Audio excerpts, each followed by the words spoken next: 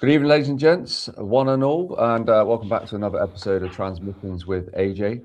I'm joined by my very good friends and comrades from here and above, Ben Greer and Scotty Reed. Been good friends with these guys for a long time, these true warriors, these true men of honour. We've got ex-military and ex-strong men amongst them, so you're not going to be getting any woke left shite in this podcast today. We want to talk deeply about the actual things that truly matter, not the stuff that the political parties are all talking about. That is, in essence, still quite very surface level, and everybody's missing the core subjects right at the top.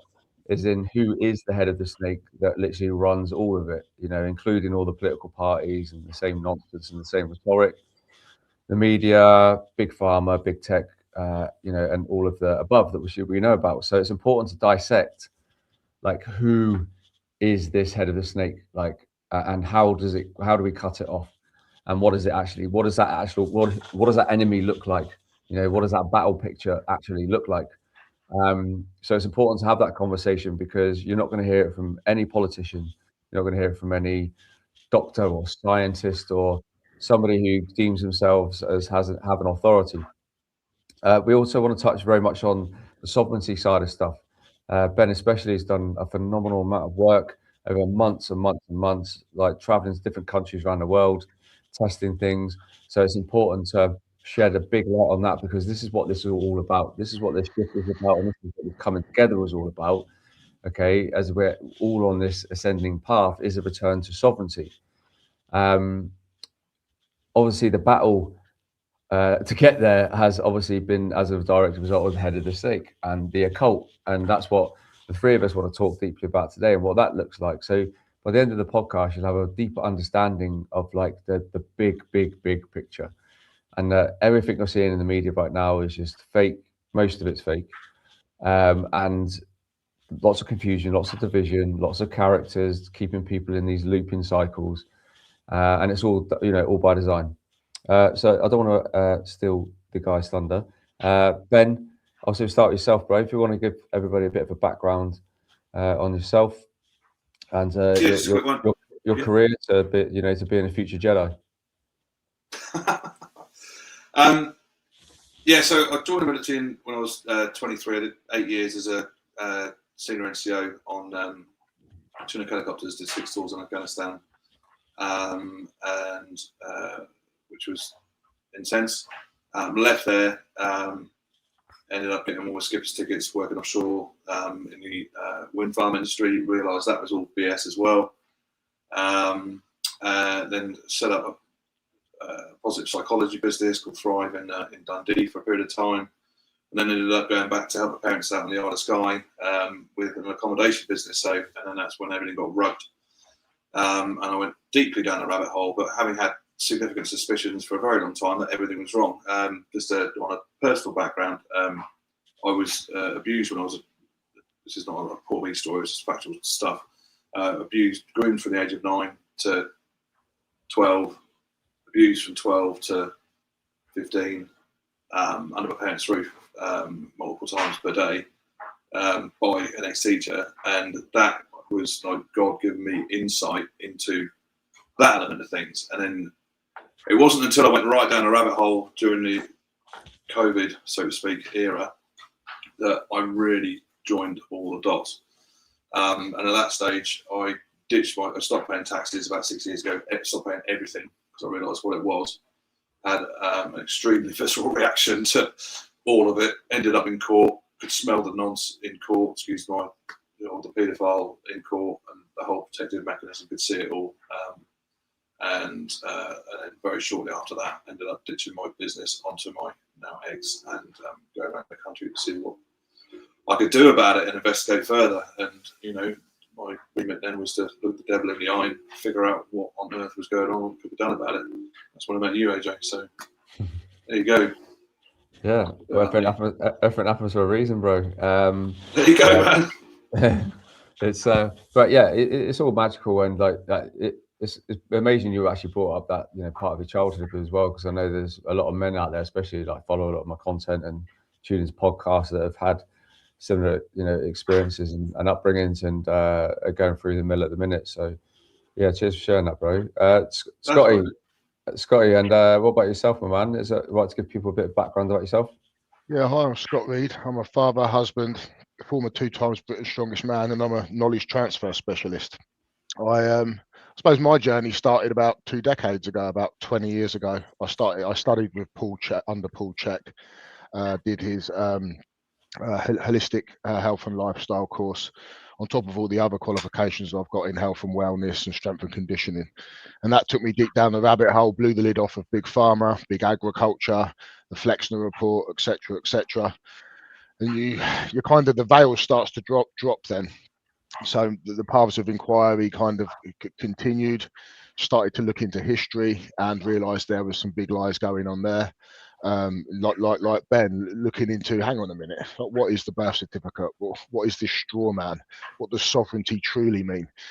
And I suppose from a young age, I was contrarian about the control mechanisms in society. They just didn't feel correct for me. Nothing ever sat correctly. And I knew I was very spiritual because my great nan was, but I felt it in a different way. I would always feel things, and I didn't really resonate with the book that has been heavily doctrinated, called the New Testament, which we know Rome fucked with heavily. Then COVID dropped, and the kind of it's been a whirlwind since then, hasn't it, AJ? We kind of came across each other's paths, started chatting early. I was ready for a full military uprising on about day 2 of 2020 because I'm like, fuck this shit. I would say I'm an enlightened soul that the wool isn't pulled over his eyes very easily. Definitely a warrior spirit at heart, which showed through in my sporting career. Was in the academies as a pro footballer as a kid, but then ended up competing in strongman after I got injured in football. Rose up the ranks there quickly to win Britain's strongest man twice, amongst many other things. And I just feel like we need to be warriors for good at this time. Too many people are still willing to be sheep and just go along with what they're told by the control mechanisms in place. Like you said, we need to talk about how you cut the head off the snake and who that is. And we can't be afraid to speak the names and the lineage of these people, which isn't what people think it is. The masses think it is. Well, I think that's a great place to start, because obviously the head of the snake is the head of the snake. So let's not beat around the bush. You spend a lot of time in the city of London, which most people tuning in probably would deem I'm here now. The head of the snake. You're there now, yeah, literally collapsing that shit. So for the benefit of the people watching, obviously the river runs very deep, literally, like the Murky as the Thames as it goes through the city of London. For the viewers and the listeners, what is it about the city of London that makes it like the head of the snake to you? Well, I'll let Ben elaborate on this, but people don't realise that there are 3 nations within a nation worldwide. You've got the City of London, the Vatican, and the District of Columbia, which apparently Trump's dissolved now. It just says Washington, doesn't say DC anymore when you look. But the City of London is financial control. The Vatican City is religious control of the world, and the mighty military arm was the District of Columbia, America. The head of the snake is the City of London, because it's where all the central banks are run from. People aren't aware that the City of London is the financial capital of the planet. They control everything. You've got the London Bullion Exchange, which sets the price of gold worldwide every single day. It's not really missed it, apart from a few weeks ago when it didn't set a price for a couple of days, when the silver was bouncing up and down and gold was all over the place. It's run by some very ancient, very evil fuckbag families, excuse my French. And if we don't dismantle and remove the City of London and the control mechanisms that reach out their tentacles from there, that there's no winning in this war. Good against evil. There's no winning it. We've discussed it before about politicians that are touching on hot topics at the moment. Until someone comes out and openly speaks about what we've just discussed, the fake monetary system, fiat banking, fractional reserve banking is just a token. It's complete fraud. Obviously the families that run the City of London, that removing us from the central banking system, reclaiming our sovereignty under the Magna Carta, which you'll talk about. and common law. There's no winning this. You can't vote your way out of this. There's no way voting your way out of this. In my opinion, unless someone speaks about that, military is the only way out of this. Mm-hmm. And you know, we're referring a lot to the political chatter at the minute, because, like you're saying, there's a lot of hot topics. Obviously, one of the biggest topics in the UK at the minute, well, in a lot of countries, and it's a systematic program. It's a template that's being used in every single country, just in a different, like, operative way. With the huge rise in illegal immigration from certain countries, and that person, certain countries. So Australia is suffering the same thing as UK and the US and Canada, and the media are then playing their part to glorify it as well and beef it up and beef it up. You've got certain key influencers that just talk non-stop about it, because keeps that division going. And at the same time, then you've now got, like, different political parties that are, you know, on the rise, that are now wading in with their views on things, which, you know, yes, they talk a lot of truths, and I can see a lot of the operative side behind a lot of the stuff, say, Restore's coming out with, right? But it is, you know, like, bring back the death penalty and all this stuff, still archaic, right? Like, and that's just another layer to the political speak, from what I'm seeing. And that's why, like you're saying, this topic is so important, because all they're talking about, whether it's illegal immigration to energy resources to fucking council tax bills, like whatever it is, it's all still surface level stuff, right? And it's all governed by the City of London, all of it. Well, it is. All of our taxes go into the government's consolidated fund, which is housed in the City of London, which isn't part of the UK. All that money gets laundered abroad and then comes back to key stakeholders and certain people. The money they use to run our country is printed money. It's inflation. And like you say, there are key figures out there. You know, I'm happy to name one. Like Tommy Robinson's done some amazing work, but all he's doing is mentioning Muslims. If we really cared about this country to the depth he does, he'd be out in the Rothschilds. He would be out in the City of London and out in the central banks. That's not taking away anything that Tommy's gone through, and the great things he's done to raise awareness against the grooming gangs, etc., which leads into the Epstein styles and the worldwide sex trafficking ring and paedophile ring, which is again controlled by the Kazarian mafia, which run the City of London. We will touch on, people won't understand what that means. They probably won't even understand what Khazars are, but Khazars run Israel as well, people. They run Israel. The Kazarian mafia run Israel. The people that run the central banks, they're not Jews, they're Khazars. And Khazars run Israel as well. That's where their bloodlines come from. They are an evil, warlike tribe. If you start researching it, you'll see a lot more information on it. They have controlled the monetary system of the world and all politics for a very long time. And like you're saying, you used what two key words there that control people, civilizations in the Western world more than anything: time and money. Yep. And that's what everyone's programming has been based on, is the need to make money, and you've only got a certain amount of time, and you've only got a certain amount of time until your fucking game's up, right? And then you can cash in on a bit of your pension. But that's what we've got to break free from. So, but by having control of that, you have to have pocket governments in place, don't you? And it doesn't matter what size or cheek of the arse is in charge. It's always the same, isn't it? That's all through blackmail, isn't it? It's all through blackmail. You know, there's not one Epstein out there. There's 100. And they're all controlled by the same people. It's all the Islamic Brotherhood might have some Epsteins out there as well, but they're mainly controlled by the same people. And all of the evil that we've seen exposed recently that's perpetrated against children, young women, and young men across the world, it all comes from the same place. And people don't realise that they are a satanic cult. The Khazars never gave up their Babylonian beliefs. They worship Baal, they worship Moloch, they sacrifice children to them. They absolutely do eat human flesh, and it's all in the files. This is stuff that we've spoken about for a long time, and we're all aware of. And it seemed crazy to start with. It's nice to have confirmation that our inner intuitive knowing wasn't wrong. You know, and this is what I mean. I say when I feel things, I've not been wrong much when I feel something. If it's my mind saying, oh, this could be right, that could be right, and trying to rationalize it, I have to be very cynical of that and be skeptical and analyze that. But if it's my heart and my inner being, my soul, that divine spark telling me it's correct, it's not wrong much. No, I know, mate. I know. Beautiful, man. You're totally right, though. It's And this is what I'm saying. If people people aren't outing the head of the snake, then people are just outing the same group of people, right? And you know, but each their own. This is why we're having this conversation now, and no one else is. Ben, mate, obviously, like you lived in Scotland for quite some time. You did a lot of work, and we had so many big conversations about the depths of the Masonic realms, like especially within the UK. And you know, off the back of the podcast I've done recently, especially to do with the the true history of the lands of the UK and Scotland, and being Jerusalem, and all that amazing stuff, and the standing stones in Scotland and Ireland. Like it just shows you the depths of what's happened here in the UK, for example, doesn't it? Like, and how much grip it's all had.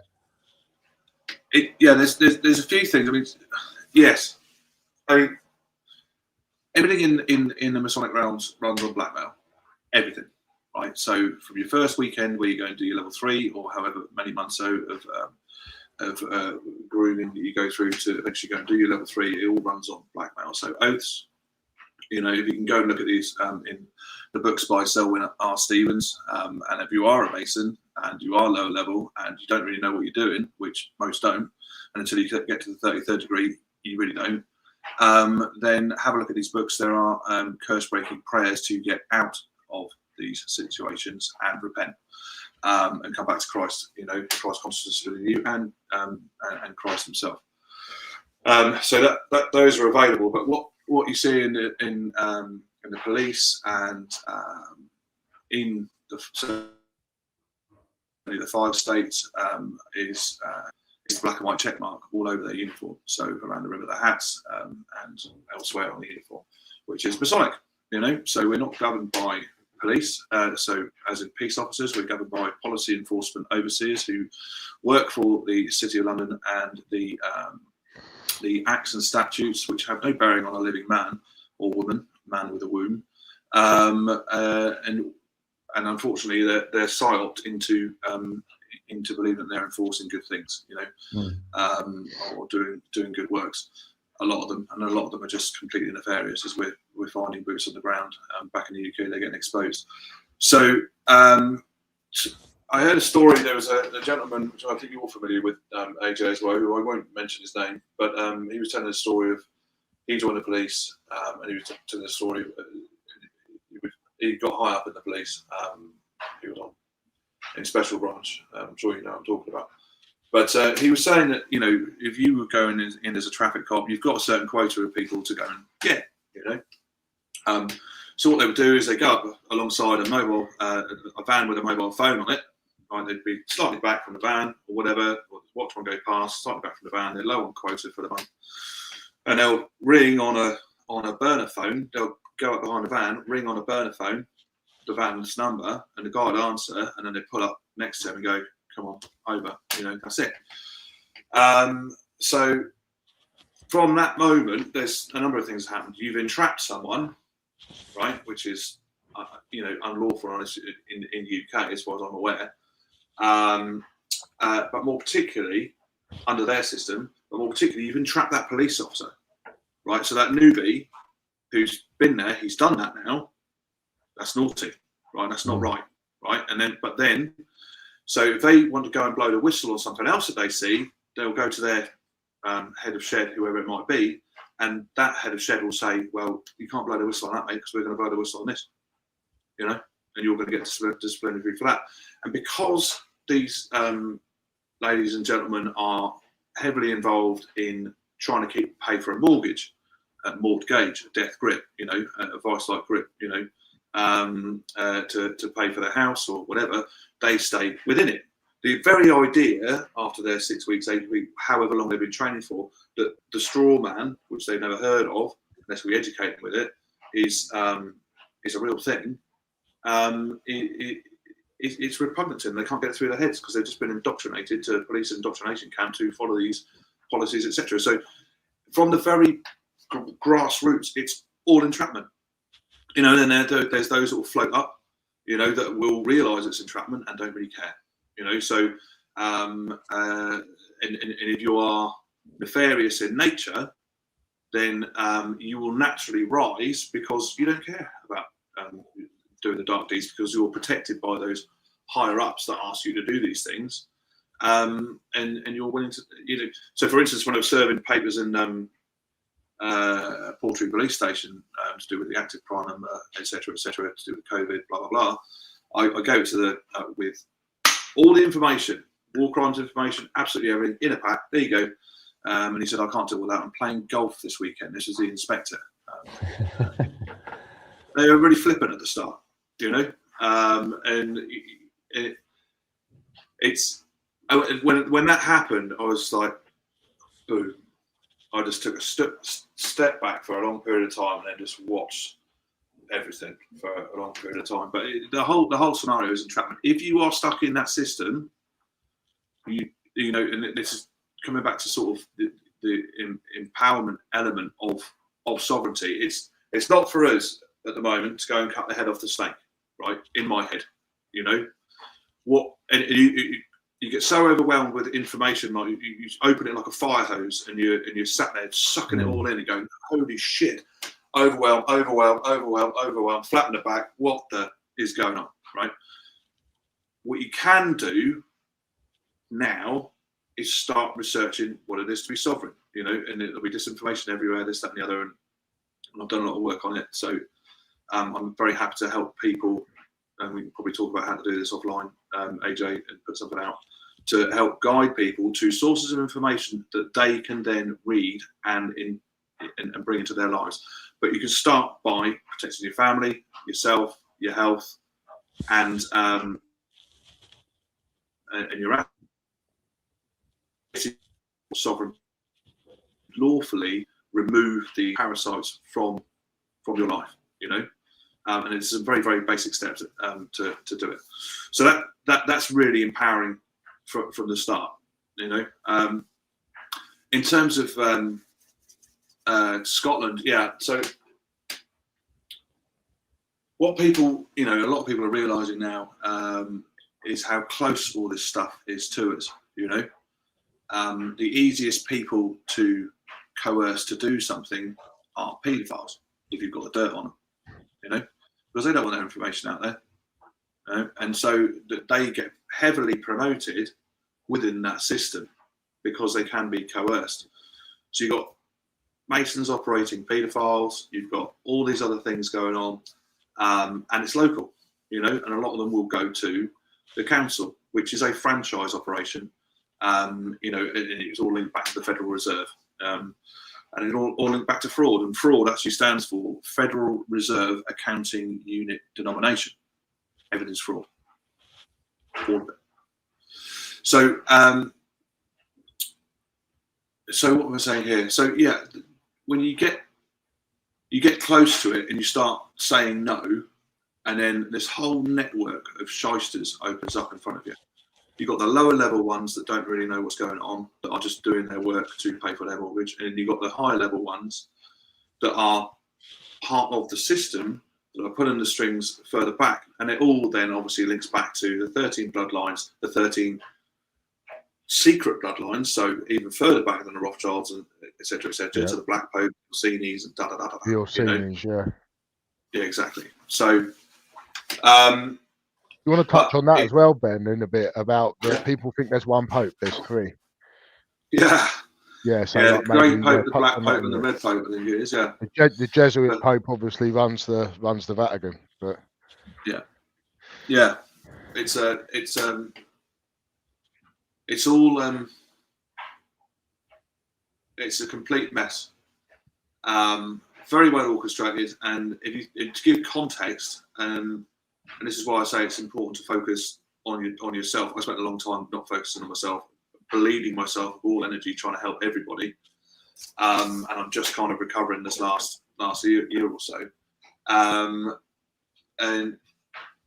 What was I saying? Yeah, focus on what you can do today to move yourself forward in this process. Because at the end of the day, coming back to political parties, this and the other, these are really important things, I think. But when you are in a political party, you are abdicating your sovereignty to that party, right?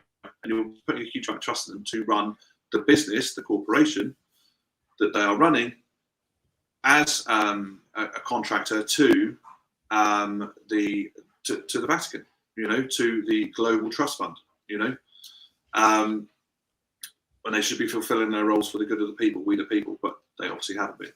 So we're in that massive exposure phase. Locally you'll find out that to be a judge, you've got to be at least a level 7 Mason, not in all cases, there are some good ones out there, but you are literally, when you are a judge in this Admiralty court system, whether you like it or not, you're practicing necromancy because you're raising people from the dead to talk to them. It's necromancy, which is satanic. When you cross that bar, you enter law of the sea straight away. You enter naval Exactly. law, and people aren't aware of that. We don't live under law of the land; it's law of the sea. It was brought back from the British colonies, and that's what we live under now. Contract law, corporation. It means dead entity, doesn't it? Yeah, corpse oration. In Latin, it's corpse oration. So you go back to the Sesquiv Trust Fund fraud of 1666, when the Fire of London was burning, and they brought in the Sesquiv Trust Fund Act in 1666, which essentially meant that we were dead lost at sea. So this is 400 odd years perpetuated this last cycle of absolute BS. Out of 9,000 years of horrific BS, enslavement, death, death cult.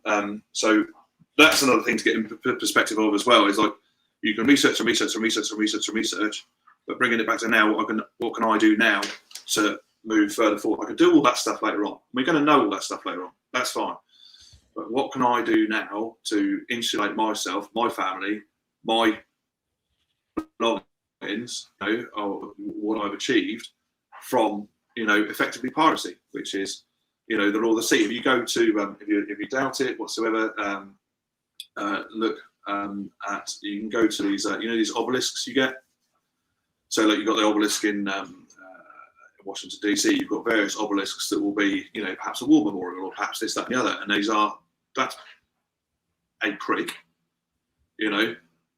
phallic symbol, yeah. It's a sacrifice. Well, exactly. Excuse my language. But it's where everybody's sacrifice is tattooed on the side of it. And we will go around it and we give it our louche every year on Remembrance Day. And we have the poppies there, which are significant of opium, the opium trade, which is what obviously the royal family have been the worldwide, not obviously, but they've been the worldwide perpetrators of that trade. But more particularly, what I was saying is that if you go to that, there will be a watermark. There will be a line, and I can't remember if it's low tide or high tide, either way. But that puts the land everywhere underwater. So that Admiralty law was put into these obelisks, and puts everything underwater. So by coming back to the land, so the British Crown runs the Sea of Commerce. Okay, so that's international waters, inland waterways, etc. Then you've got in the air is run by the Vatican. So that's their law. And then the land is by we the people, which comes under the UPU, which is the Universal Postal Union, right? Okay. So and coming back to the land is to my mind incredibly important and inarguable. So there's a particular process, and there's quite a network of people doing it now, which is absolutely brilliant. Coming back to the land and standing together, and where we get our strength from, right, is when we start to come together in assemblies. There are assemblies come together in each county. There needs to be a lot more people come together and get a grip of this. But then you've got your common law courts. You get 17 people, you've got enough to have a common law court. And these assemblies are so powerful. Nothing can be tried under Admiralty law if it's previously been tried under common law. It's in the American Constitution. It's all over the world. And common law is the law of the land. To come back to what you were saying earlier on, Scott, and those getting organised in these assemblies, that is the sovereign way of looking after each other, and of coming back to the land, basically. Yeah, so obviously educating yourself on this and gaining enough information if people wanted to take that first step. Now, you mentioned the straw man earlier, but maybe we need to give people a bit of context. For everyone that doesn't understand, that's your birth certificate. Your name in block capital letters on that. You were declared lost at sea when your parents unwittingly, I did it for my kids, sign that birth certificate. Now you can dissolve it. I've got many friends that have got rid of but they've dissolved their birth certificate, that contract. They now have common law passports, so they understand common law very well, like yourself, Ben. So that if they come up against an issue, that they can argue their point very well, which does take some time to educate yourself. I'm on the beginnings of that, but it's maybe you want to let people know a bit more about that. We've spoken about the straw man, regaining your sovereignty, but the first step to that is dissolving your birth certificate. Yeah, there's a number of, like, depends which pathway you take. I went through the UCC initially, but that's actually only started in 1933, and that was an iteration of the IMF. Then managing other bankruptcies within the world, effectively, and using us, our life force energy, as collateral to back up all the debts that have been accrued. Yes, you can re-own through the UCC your birth certificate, but then to come one step further back, which has taken me a long time to get to, is literally to come back to the land. There are, I would urge people to have a look, make your own decisions. Have a look at the English county assemblies, which is TICA online. Let me just see if I've got and see. So it's www.teca.live. So you have a common law passport now, do you, Ben? Just feel into it a bit. It's taken me a long time. What's that, buddy? Do you have a common law passport now, then? What's that, mate? Do you have a common law passport now? No, not as yet. No, I've made joinder with my passport. That's one of my next sort of iterations, is to get into that. What I wanted to do was insulate myself first, come back to the land. The passport element, if you look at it, actually, I've got a note of it here. What is actually required is so much less than we're told is required. So it says technically your birth certificate is sufficient to cross most international borders. Obviously, technically doesn't carry water with people that are silent. So long as you provide reasonable proof, the other elements of a passport, which are a current picture, nationality, a current postal address, 2 witnesses, or their signed and notarized testimony identifying a photo of you as the man or woman whose birth event was registered on the birth certificate, and certifying your character. So that's actually really easy to achieve, and it's inarguable. You will get noise when you go through if you do this sort of thing. What I'm actually been working towards is diplomatic immunity, which is, but you have to notify a huge amount of people to be able to get that through. I've done the first stage of notification in the UK, which is reconveying myself to the land, and creating permanent domicile in Inverness-shire, on Scotland, so on the land, not in. Do you see what I mean? It's all semantic fraud, it's all legalese. All to do with that. Legalese, which is, if you look at, they've got so many dictionaries, coming out of the yin yang, that they can basically make any word into anything that they want. It's word magic, as most people They move know. a comma around and a sentence means something completely different to how it would read. Like the word understand as well is one of the most important ones to the average person. When you read your rights and they say, do you understand me?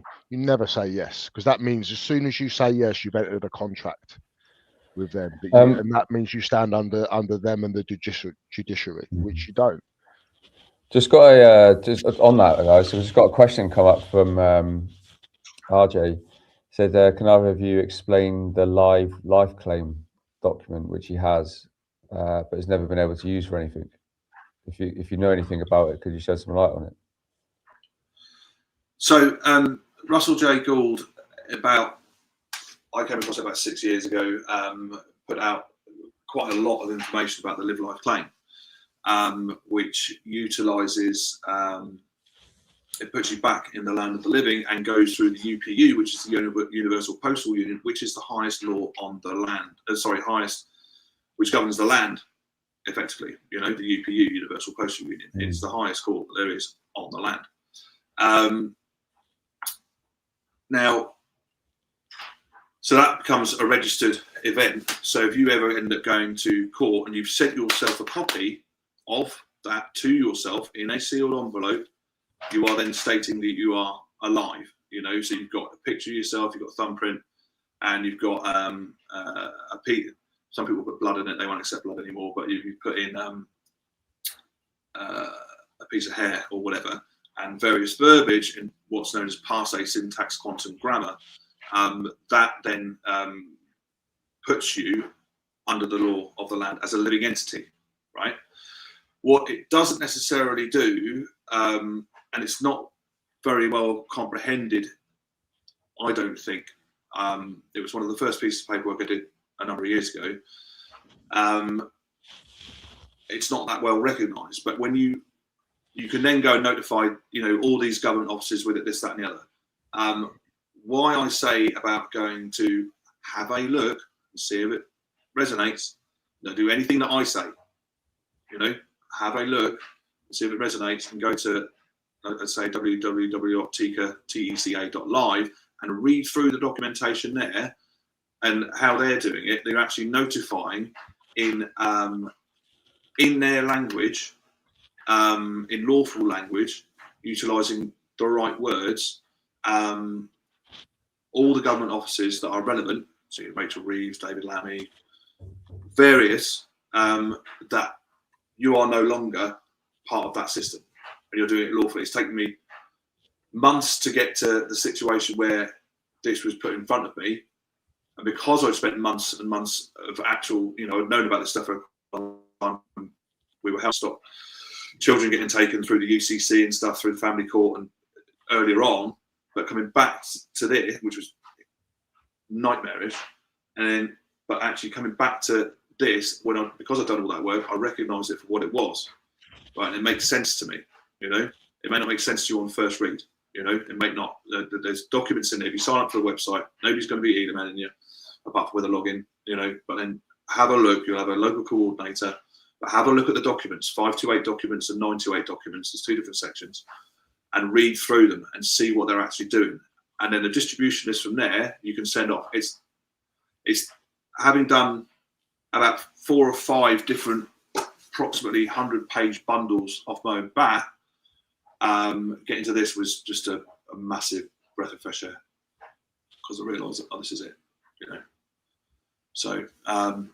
And what, yeah, but Ben, for context for the gentleman that just asked the question, if he were to go down that route, and it seems like it's a good course of action, or at least something to start researching, where does that put you straight away, from a perspective of the government still having control over you with regards to council tax, fines, this, that, and the other, and tax? Well, any piece of paper that you've got doesn't do anything unless you comprehend it and understand it and can talk from a space of knowing inside. Because you're going to get, this is the trouble, this is why it's such a nightmare, is because people, like boots on the ground police, don't necessarily comprehend any of it, you know, because of us, or whatever. So I would say it does put you back in the land of the living, but you have to know what that means. So if you, any corporation, any agent, right, that comes to you, so an agent would be the police, it would be anybody that is an employee of the government in any manner, you know, then they are acting as an agent, and you are acting as a principal of your vessel, your spirit, your soul, etc., and sovereign, and they have no right to tell you what to do. And coming back to divine law, you know, the created cannot rule the creator, right? So we as men created the legalese BS system, right? Or allowed it, or permission to do it, or whatever happened, but we have been part of that process. But that system cannot rule the creator, which is us. Literally, God, us, God living within us, cannot rule it. But you have to stand in that, and you are going to get, at the moment, what we're seeing on the front line, so to speak. I was speaking to a friend of mine today. She's been exposed to a massive child trafficking, organ harvesting, international drug ring today, Well, for years she's been doing it. But she's ended up in court today, and their systems are falling apart. If you take a look at the finances of them, this, that, and the other, and they're really they're not integrating very well with each other because there's so much pressure. So many people are standing up. So you don't have to be afraid to stand up. You know, now the systems are falling. They really are. But those within the system are always going to try and defend it because they don't know another way. And another side to this as well is, like, you don't have to be, if you take the confrontation out of your head. You know, initially when I was doing this, it's like, this is all wrong. You know, you get really angry about it. If you take the confrontation out of it and you present yourself as, right, I'm here and I'm presenting this information to you, and this is what this is, you know, and don't be scared of it. It allows for conversation. You know, when they change, you can change. But until that point, you're educating them. Anyway, there you go. So I hope that helps in some way, shape, or form. You know, it does under the UPU put you as a living person, living man on the land. But it's standing with it in here. You know. Yeah, absolutely. I think that's all part of this evolution for everybody as well, isn't it? It's just like, to be able to understand this information, you've got to go through a lot of quantum changes within yourself, and it involves doing the inner work. And I think that's where a lot of people have got stuck. You know, they're either realizing it now, you know, and no one's going to relate to the party. That's what people really need to remember. Like, you are where you're supposed to be, and you're experiencing what you're supposed to be experiencing. However, it's the importance of that inner work to be able to understand the level and the complexity of this information, to be able to really go in at the highest levels of, you know, reclaiming your sovereignty, you know, whether it be through dissolving birth certificates, whatever that is. That, you know, just trying to even, you know, people are really truly honest with themselves, trying to understand this information 3-4 years ago was too much for people. But if you're really starting to grasp it now, that just shows you the actual progress that you've actually made yourself, like, energetically as well. Because, you know, to experience this, like, let's call it next stage, quantum financial systems, you know, quantum banking, etc., new future technology, which we know is coming. We need to be quantum in our capabilities to be able to, like, to connect with that capability in itself, right? Yeah, I think we're pushing back against a lifetime of conditioning as well, aren't we? We were programmed since we came out the womb, and the generations were before that. You need to go back to before World War One to find a true generation of people that maybe had a glimpse back in history to what it truly is and understood what sovereignty to some extent was. But everything from the late 1800s, obviously before that, but especially late 1800s onwards, is a pure fabrication. You know, we're not taught the truth. Our sovereignty has been stripped. The law has been changed. How we're governed's been changed. Taxation, everything is a control mechanism to suppress us, and ultimately, post World War II, to drive us into a one world government. You know, we are at the very end stages of a crumbling worldwide communist insurgency, which really picked up full steam from the mid 1800s on with Moses Hess, tutor Karl Marx. Then you had the Bolsheviks come out of that, and what they did to the Christians throughout Europe, which no one talks about. Up to north of 60 million Christians slaughtered from 1917 onwards, and no one talks about it. And we sided with those people. And the ideologies and NGOs and worldwide government infrastructure that came out of World War II is based on communist ideology, the Club of Rome, etc., etc., etc.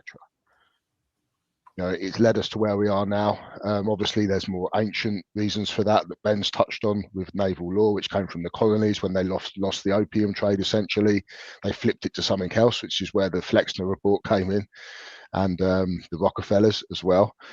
So they regain their sort of maintain their income that way and control. But it's indoctrination, a lifetime of indoctrination, and I think we're just starting to see the light now, and the possibility of seeing the truth about history, seeing the truth about the origins of religion, which is a deep conversation in itself, because it's possibly got two starting points, and AJ's got some other views on that as well. But the truth about what we truly are as human beings, with a divine spark inside us, and what we're capable of as well. You know, Yep. it's way beyond what people think it is. We are not even 1/4 of what we should be as human beings. Our connection to source, our connection with in ourselves to Gaia, the innate power we hold within inside to transcend the lives we're living now and manifest stuff, which we've spoken before, where the 7 Hermetic principles come in, which is basically what Christ mirrored through his teachings. What Christ taught was not what you think he taught. It's not what's in the Bible. It more closely mirrors what you would see Buddhism as, or what Buddha taught. Yeah. It's been turned into a control mechanism. And that's not at all what we should be following as human beings, to have a connection to source and to have a connection to something, a higher meaning that allows us to fulfill our true potential. 100%, mate. And it's that's what I say. Yeah, go on, Ben. Sorry. Well, Jesus was a mega rebel, wasn't he? Effectively, and they killed him because he was teaching ascension. Yeah. So coming back to Roman law being governed by the Vatican, to religion, all of them is to rejoin the Roman Empire, re-legion. So when you come back into this earth, you go through this cycle. Reincarnation was taken out of the Bible. I think it was 1918, maybe a little bit before that, with the Rockefeller Rothschild printing press, so we lost a connection to all of that, because it's much easier to destroy a realm, a plane, a planet, or however you see this place that we're in, if you think that you're in here for a one-hit wonder. So it definitely is. Very, very, very short-sighted. But if you're, so that was the thing. So carry on, man. Yeah, no, it's easy to control people. So if you try and create a control mechanism and shove it in people's faces, there's going to be a lot of skeptical people. But if you basically, in a clandestine way, take over a belief system that already 90% of the world believed in at that time, and then you ascend people to the top of that hierarchy, which they did through the Council of Nicaea, started with Constantine, etc. You've hijacked that. Then people already trust it, so then you're just gradually manipulating a belief system that we inherently resonated with. From the start, like you say, he was a rebel. Jesus did not come here and preach organized religion. He was actually completely against it. The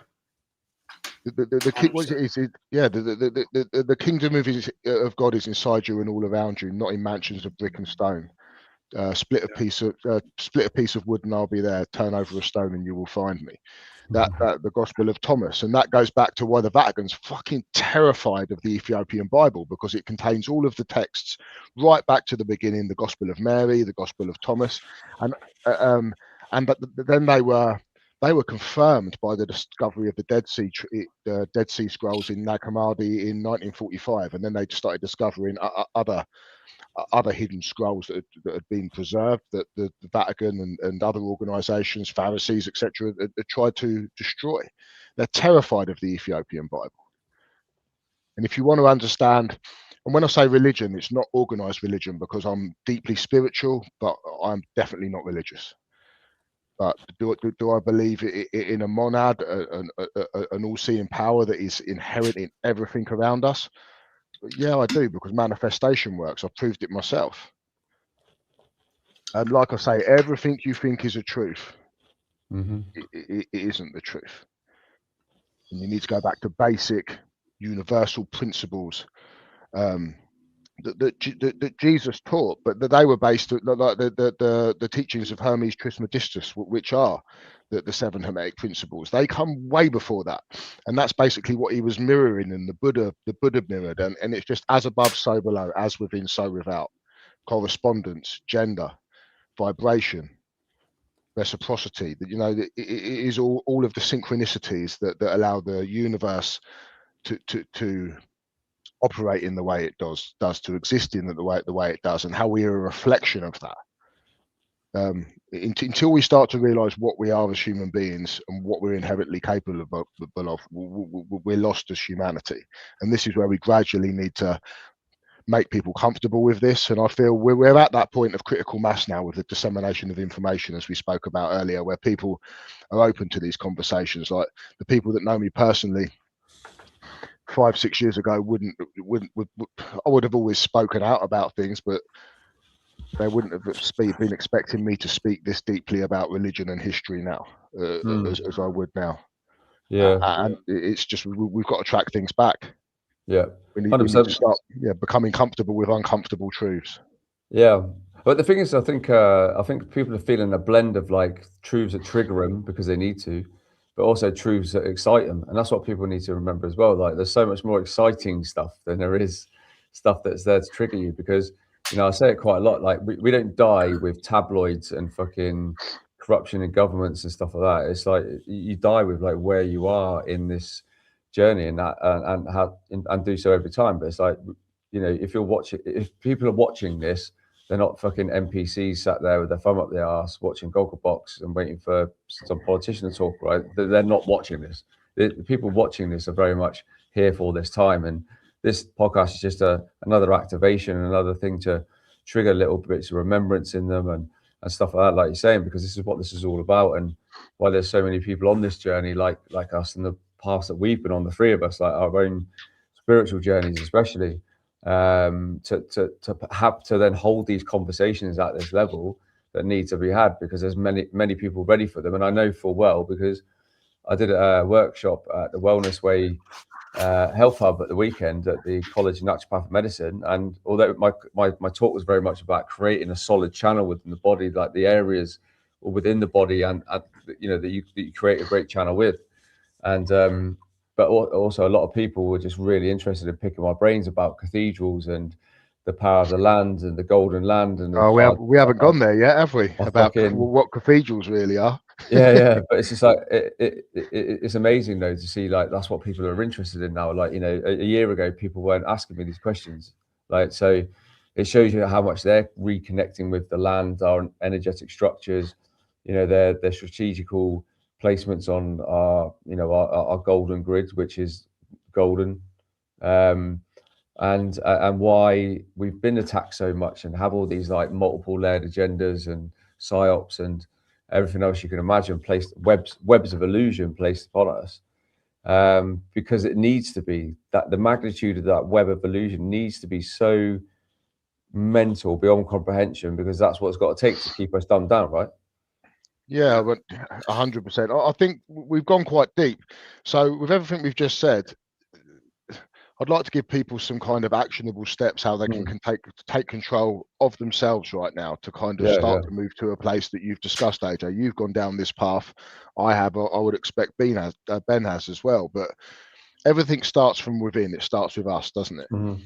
So what does that entail? You know, if you're sitting there struggling right now, if you're having kind of negative thoughts all the time, you're lost with the way the world's going, the only way we can fix that is to start from within. And that starts with positive daily habits, building some sort of structural routine that allows you to align with more who and what we should be as sovereign human beings, with a direct connection to Mother Nature, to the universe. And that starts with physical movement, nutrition, hydration, meditation, education, reading the right materials and listening to the right materials and finding the right mentors. You know, starting your day with exercise, clean water with Celtic sea salt, drinking from a copper drinking vessel as well. Just, I won't go too deep into it, but you start looking at it, you'll realize why they took the copper pipes out of the house. Exercise, physical movement. To start with, that could just be 2-3 20-minute walks a day, then moving into some physical resistance training, or just moving heavy things around. Like, I live on a farm now, so a lot of my training is hoiking big rocks around. I've got kettlebells, sledgehammers, battle ropes, chopping wood. You know, I've gone really back to old school, but keeping things real. Standing, grounding yourself on granite or stone or sand or just the soil, and meditating like you do under your yew tree, I do under my oak tree. It's important. Breath work is one of the, every child should be taught. In Japan, all the children are taught breath work and how to control their breath and their mood and their reactions. They're also taught how to cook and prepare proper organic whole meals. there's no junk food allowed. You know, where's the disconnect here from in the West? You see, you go back to, we were talking about Buddhism or the original teachings of Christ that are more in line with Hermetism, but look at Bushido. You see, and excellence and becoming a pro at whatever you do, and that means you want to be the best version of you, doesn't it? So that build those positive daily habits, a framework of maybe 5 things that involve movement, getting out in fresh air and sunlight, like we said before, good nutrition, hydration, meditation, and breath work, and your whole life will change. I agree with that 100%. On the breath work thing, and I don't mean to cut across you at all. No, I left it open there for you guys to feed back in on my rant. There's some great people out there like AJ that are running breathwork sessions, etc., etc. You know, what I found personally, you know, rather than going, I need to go to do this and driving, which is great and it's brilliant to do, but what I found personally is just doing 150 cycles of breath, you know, and do a whole, and lying down and taking that time, putting some meditation music on, 150 cycles and do it 3 times. It's a start. It's the same with like starting to get physical again. I mean, I will quite happily admit, you know, I had issues with alcohol, not in terms of like drinking heavy spirits, this, that, and the other, but if I opened a can, I'd be down 6 cans in, you know, a couple of hours and then go to sleep. Because knowing stuff what's going on with various elements of society, you know, it's like they say, it's true what they say. Those that no, can't sleep. So then I was like, right, okay, fine. I'm going to do 10 push-ups today, right? And then I'm just going to add 1 every day. And that's what I've done.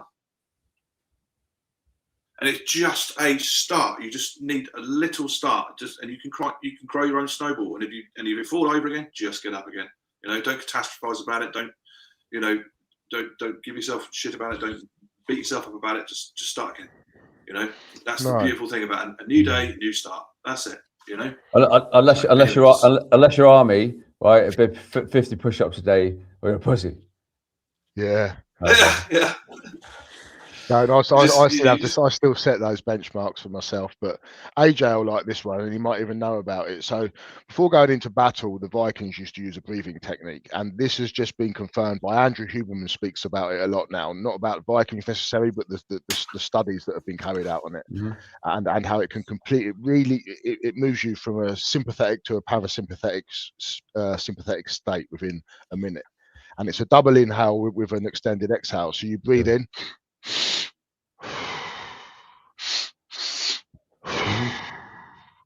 And just 6 of those breaths will completely shift you. Obviously, a minute, 2 minutes is a lot better. If people are struggling, just practice that. It's a double inhale with an extended exhale. Obviously, Wim Hof is hugely out there. The guy is basically a yogi. But if you're really stuck and you need some guidance, Wim Hof. Just practice Wim Hof breathing, or like I use it's an app. It's a collaboration of loads of different holistic coaches and breathwork coaches, and spiritual leaders, well, like all over the world, and they collaborate on a platform called Othership. Now you can just find them on YouTube and get it for free on YouTube. And then you've got guided breathwork meditations. And I found for me, wherever I have too many minds, my mind is like a matote, as they would say in Toltec teachings. It's like the market square. Like my head has always been like, it's like, that's part of being dyslexic as well. But if people, you couldn't survive one day in my head, people, you couldn't. And the way to quiet that sometimes is have someone else guide you through it. So I'm not having to think and then drift off. You know, you've got a 5, 10, 15, 20, up to an hour plus some of the sessions, but you literally transcend into a different state. And when I say you get high from certain breathwork sessions, it's an understatement, especially when you first start. I do breathwork in the sauna now, which takes it up a whole nother level. Like you literally have an out of body experience if you've got a big enough pair of cojones to push through the pain and keep breathing. But breathwork, the Vikings probably weren't what we're taught they are either. They weren't these brutish savages running around lopping everyone's heads off. I can assure you of that. AJ, you can talk to that, can't you? Well, yeah, I just know, mate. It's been a knowing for a long time, and I've just had more and more confirmation, over the last few months, I guess, and I guess being located where I am, and just walking the land so much, and just having lots of remembrance about it and stuff like that. But then from a quantum tech perspective, just know that like the original Vikings is all about the V, and it's the I King. It's as in that's they're all kings in their own right because they're connected through their crown chakra, to God source energy. So that there were fifth dimensional beings that are very minimum, and that they didn't cut around on wooden longships. They traversed the seas along in the energetic lines of the waters. Do you know what I mean? Yeah, they followed the dragon lines, didn't they? Yeah, so they follow the dragon lines, exactly that, in their actual real ships, like high, much higher tech than we are. And I guess that's why they try and always portray these warriors and these civilizations as the opposite. So they make them all like farmers and just carry little axes and swords around, but they're just hard as fuck. That's all. So it keeps them at very like subhuman level. Do you know what I mean? But like, and then they throw in a few shield maidens and blonde goddesses and that, but we know what it's like. Every single historic series that's placed on our TV is all to paint a picture of what that would look like, so it stays as something in your head. So you're always believing we're the most advanced we've ever been. You know what I mean? But like, we're the most advanced we've ever been, but like everything out there is grey as fuck, straight as fuck. You can't even buy furniture for your house without it being grey now. It's all dark. Everyone's walking around in black clothes, plugged into their phone. So we haven't advanced whatsoever. And then 1 or 2 people are getting cancer. Do you know what I mean? So all these civilizations have just been, again, it's all been a massive lie. And, people who are going through a big shift in their own evolution and their own connection to source energy and whatever that looks like for them, so many people are experiencing their wider, deeper connection to that Viking energy. Do you know what I mean? It's not like necessarily the history, but that warrior energy, that Viking energy, that spirit. And I'm seeing it like so much now from people from all over. Yeah, no, I agree. I think what inspired me to go down that path was, and the way I made it resonate with myself is, I kind of wanted to become a modern day warrior poet. So you need to be, not you just want to be, like I have to be a well-educated, well-balanced savage, but a savage in a good way. You need to be able to protect your family. You need to be able to protect your community. You need to be fit and strong to be able to work on the land and provide. But you also need to know the ways of the world. You need to know history. You need to know things that other people don't. You need to be willing to go down paths of inquiry that will make you uncomfortable to start with. That's where Project Warrior come from. And AJ and I are going to be doing some collaborations later this year to get a lot of people together and share a lot of knowledge through Mission Consciousness and Project Warrior. So I think there's big things to come, isn't there? Oh yeah, 100%. Absolutely. And for those who have recently sort of kind of found my pages or stuff like that, and for the ex-military guys amongst you, you're talking with 3 guys here have sat with medicines that have from our ancestors, from the land, from God, that have helped us along our way. We've all been through vast amounts of chaos and murder, death, kill, and every other little potion you want to throw in there in our lives, at some point. And the spiritual and shamanic side of our journeys has been probably the most profound it's ever been at this stage in our lives, for this reason, because we each in our own way hold space for people, but also you understand the real depths of yourself, to understand a lot more. And so yeah, I'm running an ex-military medicine retreat out over in Portugal in October. For anybody who's interested in that, obviously Scotty's going to be coming with us, going to help us. We're going to run some activities on it as well. So there's lots of stuff in the future, and stuff up in Scotland where Scotty is, amongst our male counterparts. We're really keen to take our male counterparts' shamanic levels to the next level. So I could teach breathwork and courses to people along that, like, all day long, and I love it. But for me now, working with men, we want to really work with the men who are literally stepping into that warrior side of things and really want to like up the ante in that area and really start bringing their gifts on and stuff like that, and literally help them explode so they can go back to their communities and create a ripple effect there. You know, so it's basically it's leading leaders who have the biggest effect. You know, rather than just lots of people who may just go back to their 9-to-5 job the next day. You know what I mean? That's not the impact we need to have at this stage, I think, about, you know, but the men amongst us. No, I think you've sort of segued well there. I think you can't adopt and manifest true masculine energy until you've stared into the abyss and had it stare back at you. You know, and you need to be willing to put yourself in that situation. And a lot of people mask it with pharmaceuticals and drink, etc., and just the everyday doldrum of being stuck in this OODA loop, this rat trap that we're stuck in. But if you truly want to change and truly want to heal yourself, especially for the ex-military guys out there, I've got a lot of friends that are ex-military that have struggled a lot, and psilocybin therapy, especially the Stamets blend, has helped them absolutely loads. But the kind of what we're talking about, sitting in ceremony, so AJ touched on that down in Portugal, and the documentary Waves and Wars just come out as well that DJ Shipley sort of helped push out there. He's spoken about men's mental health a lot of, and has helped the ex-military community a huge amount. When you involve that ceremony and then integration afterwards with breath work, and the first time I cracked open properly myself, I can promise you it's not the stuff that you think that's bothering you that actually is bothering you deep down. It's locked away in little fucking boxes, hidden in the darkest parts of your soul, and occasionally it talks to you. And just recently, I've been having those things pop out, and I'm like, where the fuck did that come from? Where's that been hiding for all these years? You know, and when you first start cracking people open, and especially in a group setting, a collective group setting in ceremony, you know, with medicine that's then followed by breath work and integration, you can just look at you, the energy is palpable in that room. And then you start getting people to open up, and big scary men just crack and break because they feel safe. And the difference between them, you know, before and after, you can't even describe it.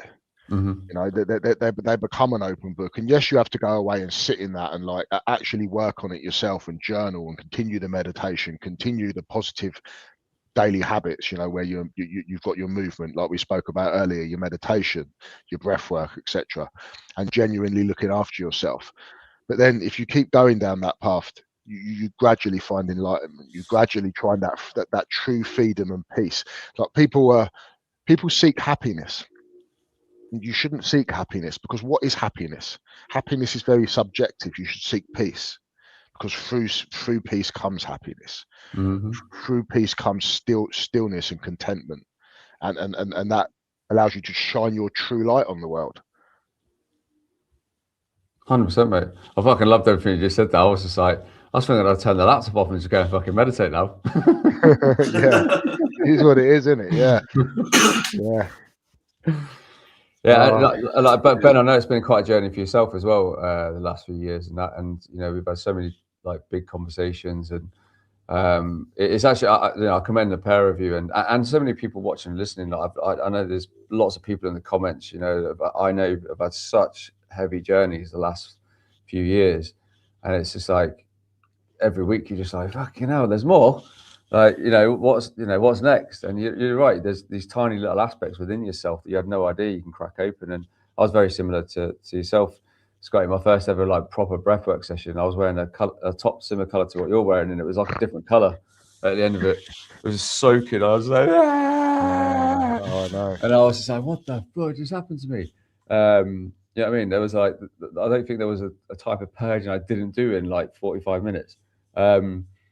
And yeah, so it is so important. And do you know what? There's a gazillion lovely, divine feminines out there that have had a rough ride as well, who are absolutely hanging out to meet a spiritual bloke who's got his shit together that isn't afraid to do the inner work. which is why we've had so many beautiful people come together in our community. I think it's been it's really great. We've got like these little twin flame union relationships popping up everywhere now. It's awesome, and they're like meeting at events or like breathwork sessions or courses, whatever. Yeah, man, it's awesome. There's so many great events going on now, and people willing to step out of their comfort zone to host and stage these events for everyone. Like but Ben will probably share. You know, it's giving people the opportunity to see there's another way, another way to grow communities and meet like-minded peoples, and there's a different way to add purpose to your life.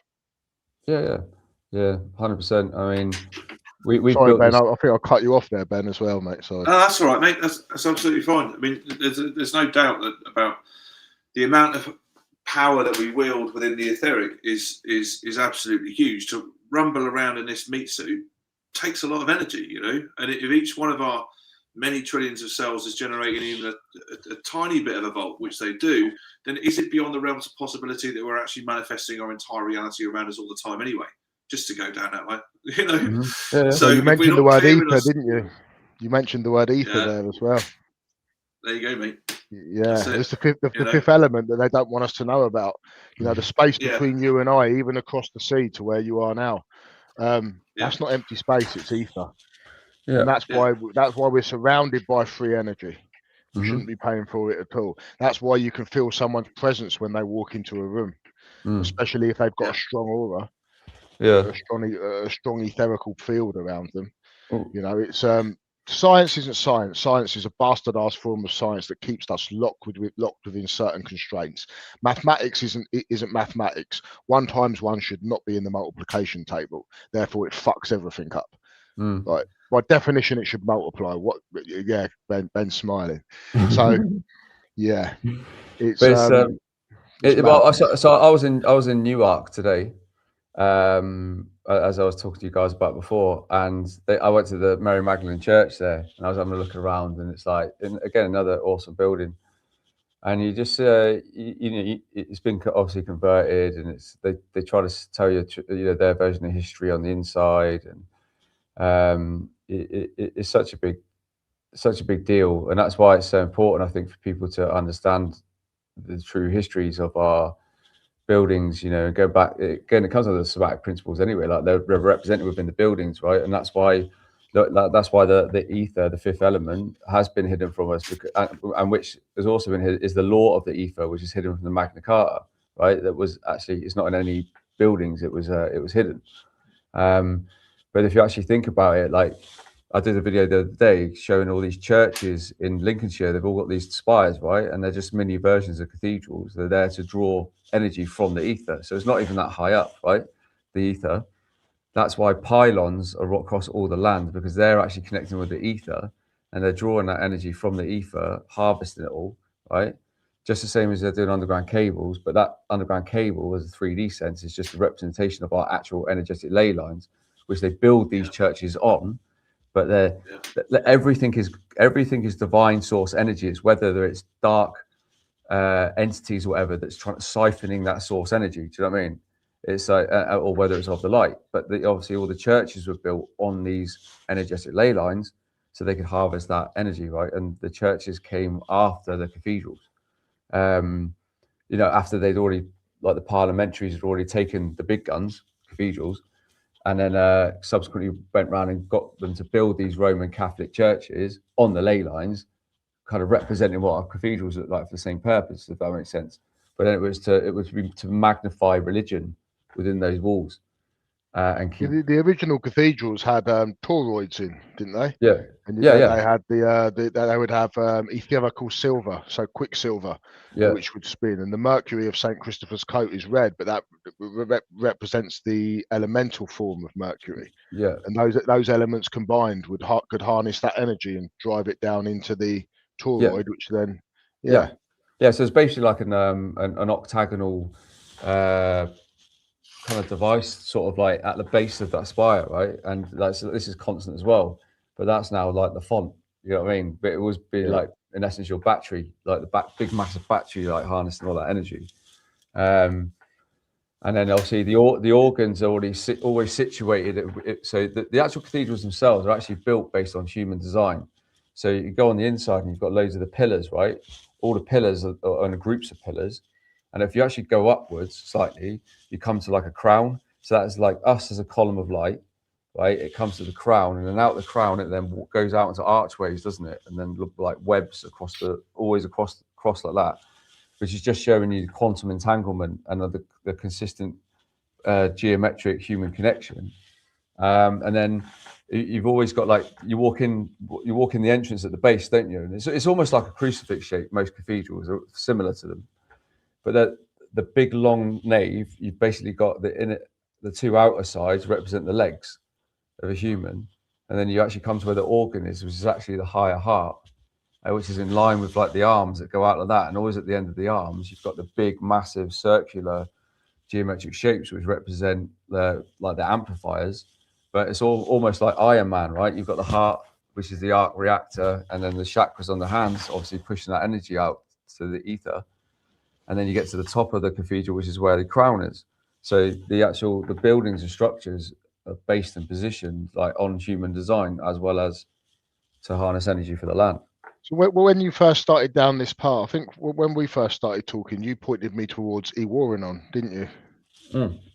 Yeah. So if people wanted to really go deep on this, because it's a really complicated subject, and all of the way they've erased history, would you still? I know it's hard to find now. Would you still recommend that they search those documentaries? I mean, to be honest, there's a lot more recent stuff on that. I mean, I've got stuff I've done on my Instagram, which just is about Lincoln Cathedral, so you can get plenty from that. It's AJ Roberts 17 on Instagram. I've pinned them because my just knowings of I just need to be in the building and I see new stuff all the time. There's in Lincoln Cathedral, there's plenty of evidence of like dragon prints, and actually there's dragon heads in the architecture. So it's like, well, if dragons are a myth, what are they in the architecture for? And this is above giant doors on the way in, which are like, 10 times the need of a human to walk through. And that's just Lincoln Cathedral. Yeah. So Salisbury Cathedral is very different. However, again, like I've really found doing so much work with the land and having a deep understanding of it all is that I think Salisbury and that whole area has been really like bastardized the ley lines and stuff like that. Like it's almost just like a mimic grid, if that makes sense. So it's like it's very inorganic and quite dense. And if prime example, the cathedral was used as a vaccination centre during COVID. They flew the women trans flags, Ukraine flags. At one point, I was down there. They had a frigging pray for a Ukraine corner in there. They had all these tapestries up, which had like Beatles bodies with like kids' heads on. Like this is in Salisbury Cathedral. So they've again, it's definitely a dark agenda. Like by doing certain things, depending on where they are. Lincoln's very much in a good place. They've even retuned the organ to 432 hertz last year. And pretty much every time I've ran courses here and I've taken people or even friends recently to Cathedral, they're having some badass activations, man. Fucking light languages coming through and all sorts of people at Lincoln Cathedral. So, yeah. I mean, the British Isles in general is probably more important to the history of this planet than we give it credit for. And Ben, can you speak to that? Yeah, absolutely. So Scotland is actually Scota's land. So Scota was an Egyptian princess who was the, I think, half sister of Tutankhamun, was it? Anyway, but if you go to Scota's gravesite in Ireland, it's hugely energetic. It's like the highest energetic site in Ireland. In fact, there's three pyramids, a house that is literally 150 meters away from the gravesite, and the energies there. I went there when I was bouncing around the country, getting involved with what was going on with the lane lines, and realizing that there was, what is this darkness feeling? What is this darkness feeling that I'm seeing? And why is it? Where is it going? And when you get to it, it's like it's all going in the ley lines. and then they're pumping it out through the ley lines, and then so you start to tune into there's negative forces in the ley lines, there's positive forces in the ley lines, there's higher dimensional, or higher vibratory states within the ley lines, etc., etc., etc. It was bad. A little story here. It won't take too long. But on this running around the country, when I ditched my business, whatever, for about 5 months until I ran out of cash, I went to one of the places I went was to Scotus gravesite in Ireland, and I felt that she was telling me to. I went on a blue supermoon. It was in 2023, back into 2023. It was a blue supermoon. I think it was in August.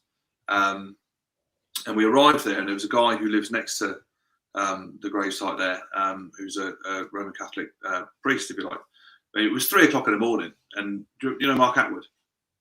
Yeah.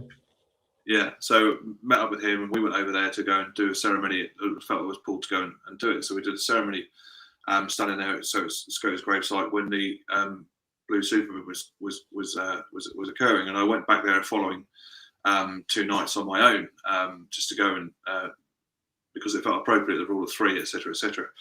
I was just in flow at the time, and on the last day that I was there, I thought she was telling me to take a pebble, right? I was like, I don't want to take a pebble from here, because it's like a sacred site, etc., etc.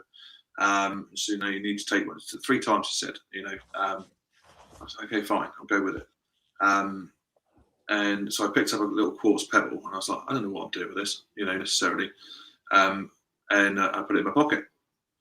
And then there's a load of other details to the story, which I won't bore you with here, but it was all just incredibly synchronous and felt completely guided. Anyway, so I figured out that over a period of time, I started getting massive intuition about there being, over the next couple of weeks, this was the ley lines in Scotland and how important they were. And Scotland being Scotus land, originally.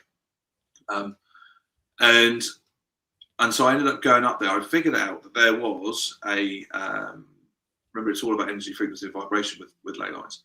There was an inverted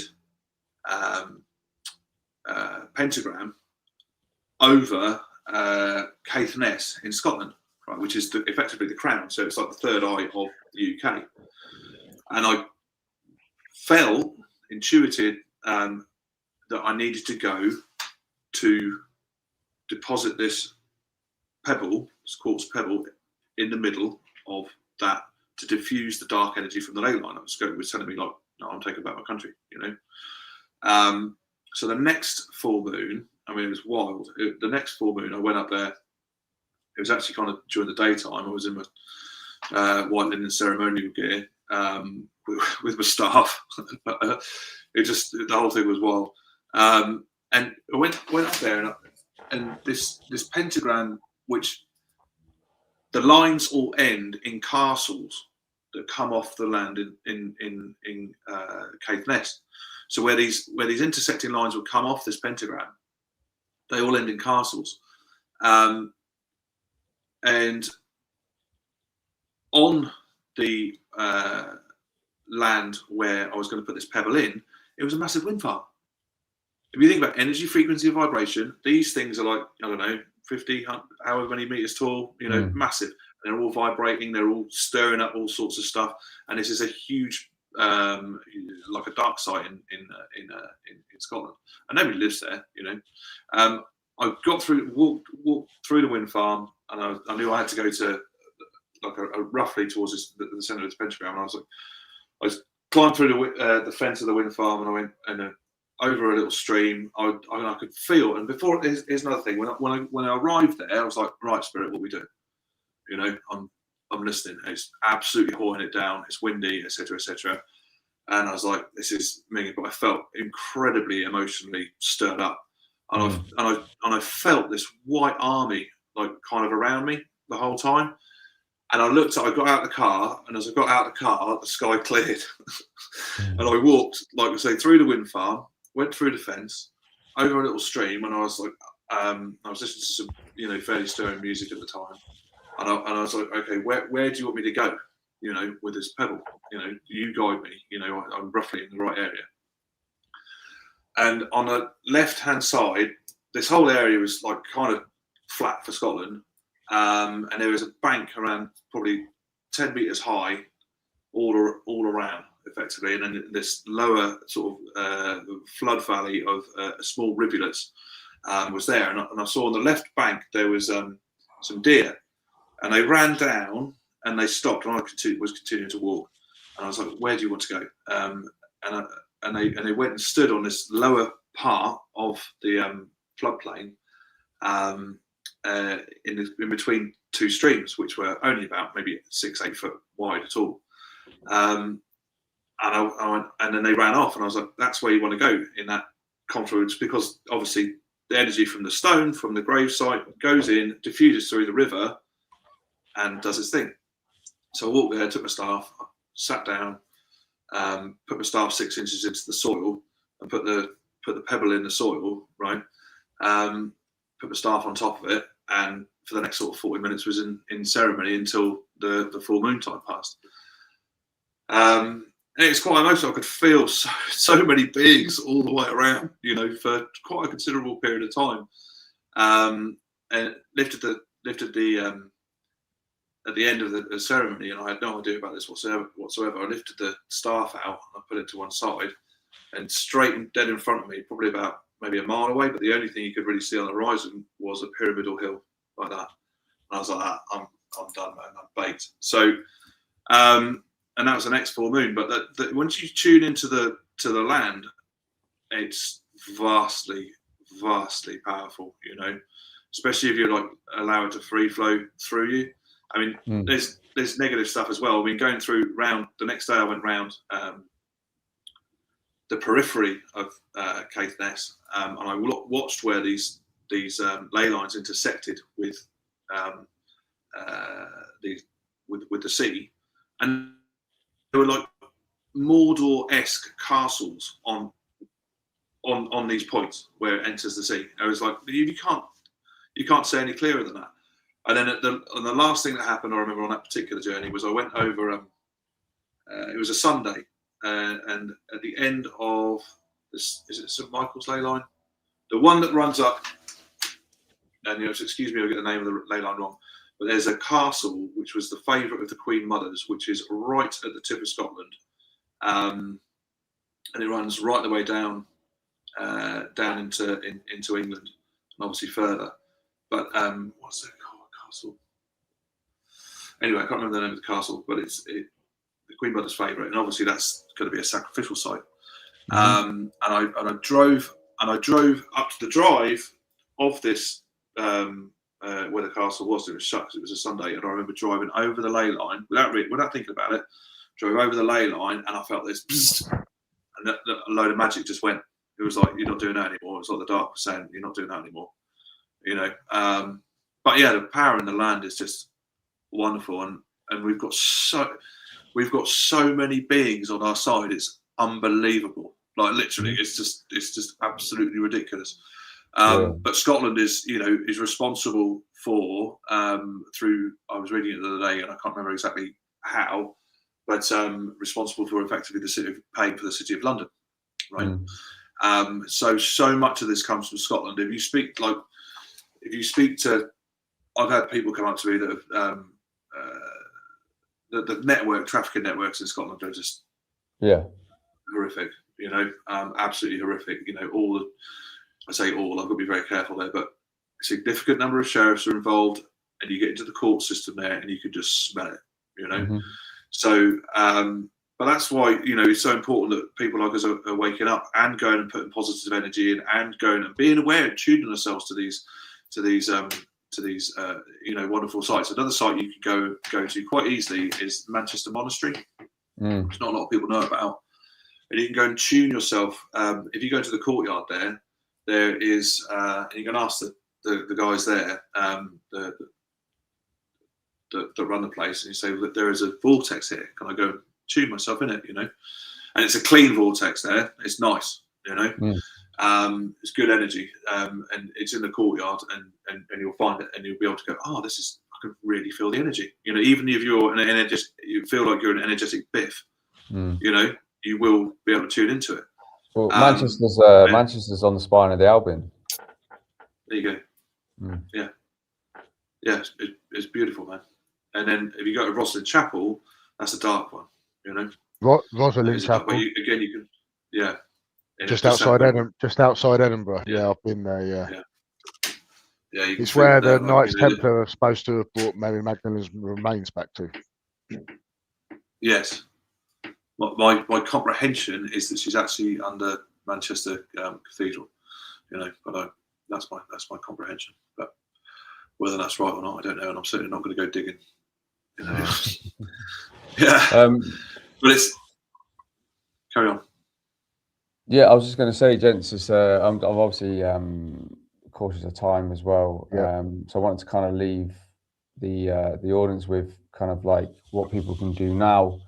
You know, amongst obviously looking after start looking after themselves. You know, for me, we're very much at end game, and it's about stepping into the heavens now. The heavens, the crown. You know, this is what it is. It is the Game of Thrones. You know, we're all in our own way. We're all in our own realities. We are Jon Snow, right? You're the black sheep of the family. You go through all the trials and tribulations. You go through pretty much a death and a rebirth.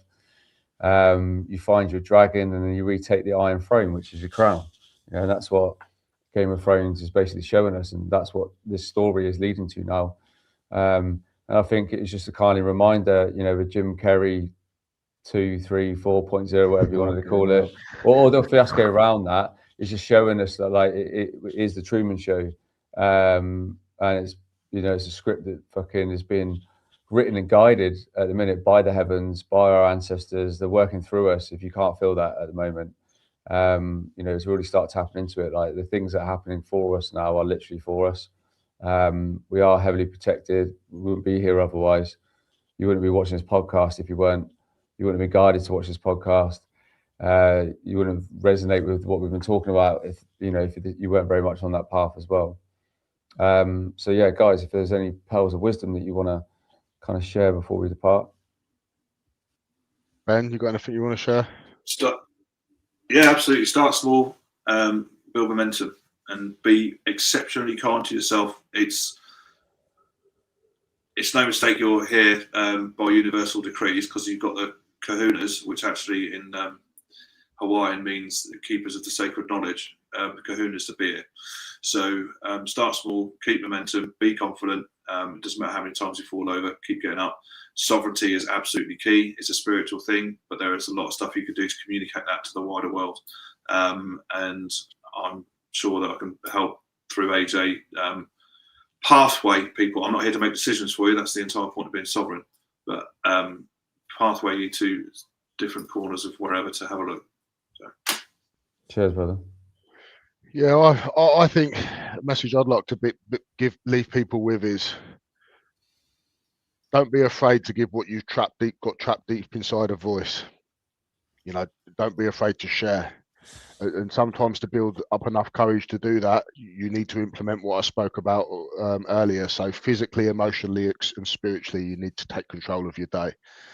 And a lot of the time that comes with being disciplined enough to get up early in the morning, get that physical activity in, get some cold water therapy in, make sure you're feeding your body with clean organic nutrition that comes from Mother Nature, and your meditation and breath work as well. Get that structure in with some good reading material. Don't be afraid to dig deep. I'm happy to give people book recommendations or help them on their path if they want it. You can find me on my own website, scottreed.com, or scottreed105 on Instagram. Just reach out and I'll be happy to help. But don't be afraid to give what's locked inside a voice. Then it gives you the opportunity to come out of you, and it will free you. It will free you. But we've got to take responsibility for our own personal development. Absolutely, man.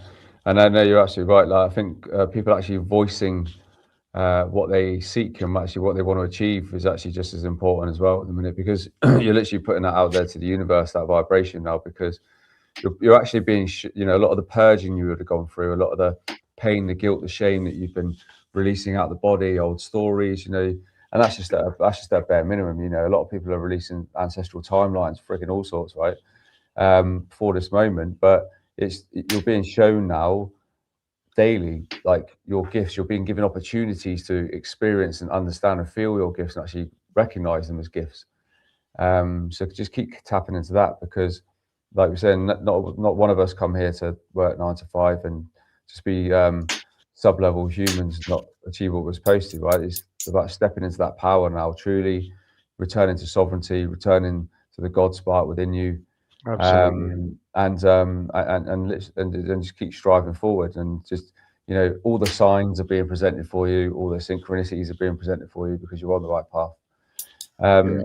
But keep I doing think that. if you give this physical vessel that you've been blessed with the respect it deserves, everything else follows.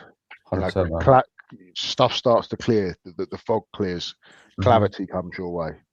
Yeah, 100%. And seek peace, not happiness, people. Yeah, agreed. Yeah, 100%, mate. Well, from us three merry men, go and enjoy the rest of your evening or afternoon or morning, wherever you are in the world, ladies and gents.